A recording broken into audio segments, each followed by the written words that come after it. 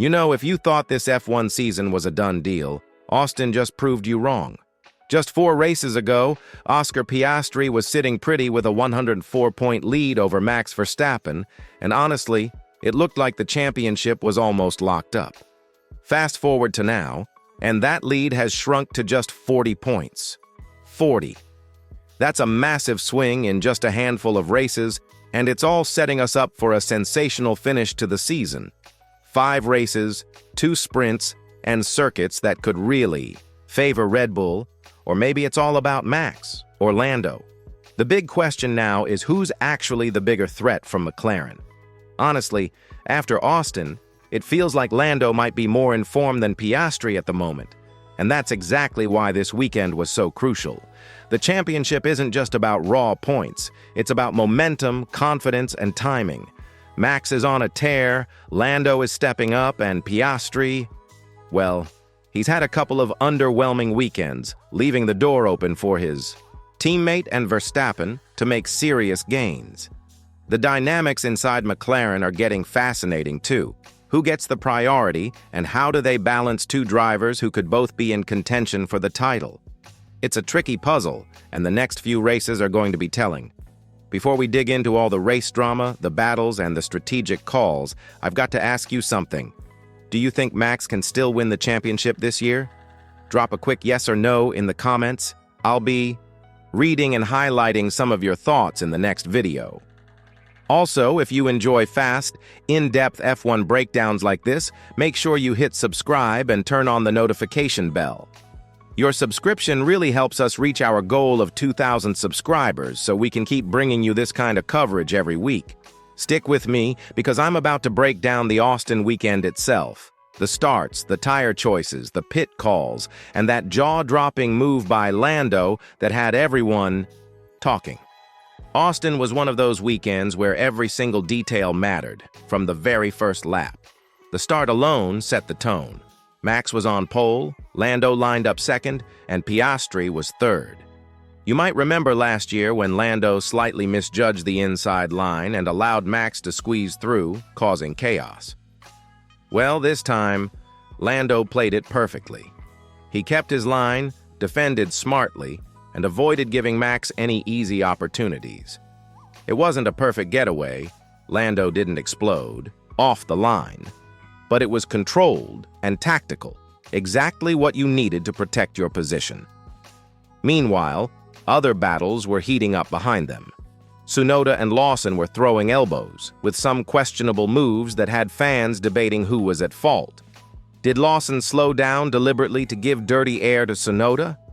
Hard to tell, but it definitely added some spice to the weekend. Tires were another massive talking point. Lando started on mediums, while some drivers opted for softs. And let's be honest, Pirelli didn't exactly nail the tire selection this time. The C1 compounds were extremely hard, which made tire management a huge factor. For some, it limited aggressive strategies. For others, it became an endurance test. McLaren's decisions were interesting. By starting Lando on mediums, they prioritized stability over aggression. Some might argue that softs could have allowed him to challenge Max earlier, but given the championship context and the competitors behind, this cautious approach actually made sense. Still, watching Lando maneuver through those opening laps, you could see he was waiting for the right moment to strike. And when that moment came, it was exhilarating. The pit stops added another layer of complexity. Timing was everything. Piastri got called in to cover Russell, which meant Lando temporarily led from the pit sequence. It sparked questions. Should McLaren have prioritized Lando over Piastri? Honestly, their strategy was about damage. Control while keeping both drivers in strong positions. And then there were the mini-dramas. Russell's pit stop efficiency, Ferrari trying different strategies, and drivers wrestling with track limits. Watching these micro-decisions unfold in real time really shows how every second, every tire choice, and every corner matters in Formula One. And of course, you can't ignore Lando's actual on-track battles. From his duels with Tsunoda to his carefully planned moves on Leclerc, It was clear he had upped his game. The dive bombs, the switchbacks, the patience and timing, it all came together in a way that only a truly focused championship contender could execute.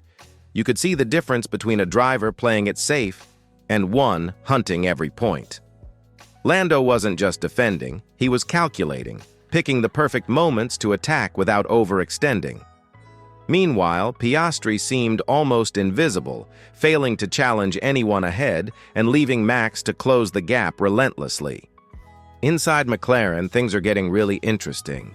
You've got Lando Norris stepping up, showing confidence and aggression on track, and then there's Oscar Piastri, the championship leader, who's struggled to impress over the last few weekends.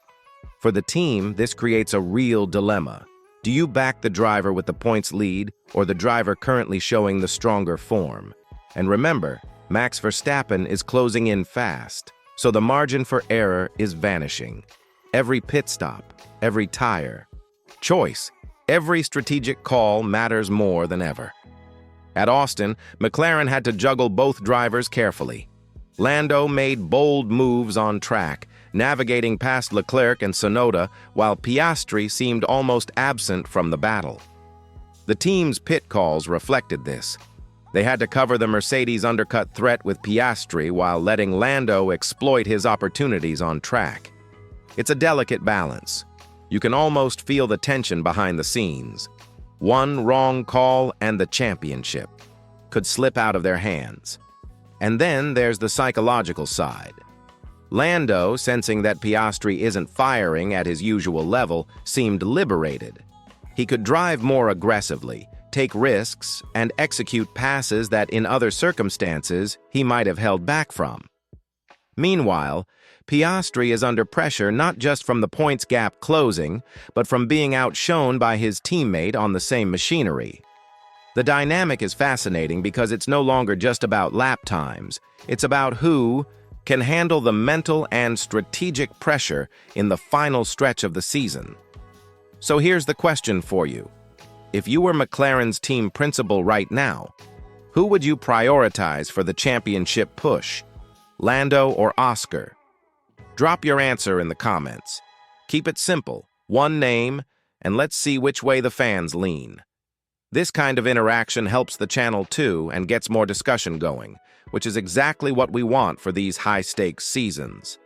Also, a quick reminder. If you're enjoying this inside look at team strategy, make sure you hit subscribe and turn on notifications. We're aiming for 2,000 subscribers, and your support helps us keep delivering these detailed breakdowns straight to your feed. Now let's switch focus. Max Verstappen right now is on another level. You can see it in every lap, every overtake, and every time he closes in on the cars ahead. Over the last 5 races, he's taken 119 out of a possible 133 points. That's dominance, pure and, simple.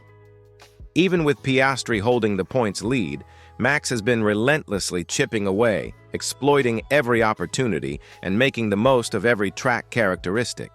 He's not just fast, he's smart, strategic, and increasingly ruthless in capitalizing on mistakes from those ahead. Austin was a perfect example. From the start, he was aggressive but calculated, never overextending, always waiting for the right moment. Lando and Leclerc may have been fighting behind him, but Max stayed, focused, preserving his tires, positioning his car perfectly, and executing passes at exactly the right moment. He's like a predator on the hunt, and you can feel that intensity when you watch him drive. This isn't just about raw pace, it's about racecraft, experience, and knowing exactly when to strike. And it's not just on track. Off track, Max is sending messages too. Subtle, strategic pressure that keeps his competitors on edge. Helmut Marko has been keeping a close eye on McLaren, monitoring how Lando and Piastri respond under pressure. The message is clear. Max is coming, and the championship isn't safe, no matter who has the points lead today. You can almost imagine the tension inside the McLaren garage, knowing that even if they split strategies between their drivers, Max can still exploit the smallest opening. But here's the fascinating part. Despite Max's incredible form, the championship is still wide open. Piastri may be struggling, but he still has 40 points in hand. Lando has the momentum, having impressed in the last couple of weekends. Max is relentless, but the next few races will decide whether his surge is enough to overcome the McLaren duo or if Piastri can stabilize and fight back. Every track matters now. Mexico and Brazil historically favor Red Bull and Max, while tracks like Qatar might give McLaren a fighting chance. Abu Dhabi is likely where it will all come down, but until then, it's anyone's game. I want to know what you think. Do you think Max can catch both McLaren drivers and win the championship? Let me know with a quick yes or no in the comments. I'll be checking your responses because the discussion here is just as exciting as the racing itself. And while you're at it, make sure you hit that like button if you're enjoying this deep dive coverage. Subscribing and turning on notifications also helps us reach our 2,000 subscriber goal, so we can keep bringing you these detailed, behind-the-scenes breakdowns every week. Looking ahead, the championship battle is far from over, and every remaining race is going to count. With 5 rounds to go, we've got Mexico, Brazil, Las Vegas, Qatar, and Abu Dhabi, each offering a unique challenge. Historically, Mexico has been excellent for Max Verstappen and Red Bull, making him the clear favorite there. Brazil could also favor him, given what he pulled off last year. But tracks like Las Vegas might be McLaren's weakest link, while Qatar should suit their car well. Abu Dhabi is likely where the championship will be decided, and right now, it's anyone's game. The numbers tell the story. Piastri still leads the standings by 40 points, Lando is closing fast, and Max is just a race win behind Lando. The momentum is shifting, and form over the last few weekends suggests that Lando and Max are firing at the perfect time, while Piastri is struggling to match their pace. Max's consistency has been extraordinary, but Lando's recent performances show he can challenge him head-on. For Piastri, it's about regaining confidence and minimizing mistakes. If he falters again, the championship could slip away in a heartbeat. One of the most exciting aspects is that every team and driver will need to bring their A-game. Pit strategies, tire management, and racecraft will decide who can handle the pressure and who will crack. McLaren has the internal balancing act of 2 strong drivers, while Red Bull has Max's relentless pursuit driving the narrative. And with a few other contenders potentially mixing things up on any given weekend, it's not just a 2 or 3 horse race anymore. This is shaping up to be a championship where every point matters. So here's my final question for you. Who do you think will finish the season on top? Max, Lando, or Piastri? Drop your pick in the comments and tell me why.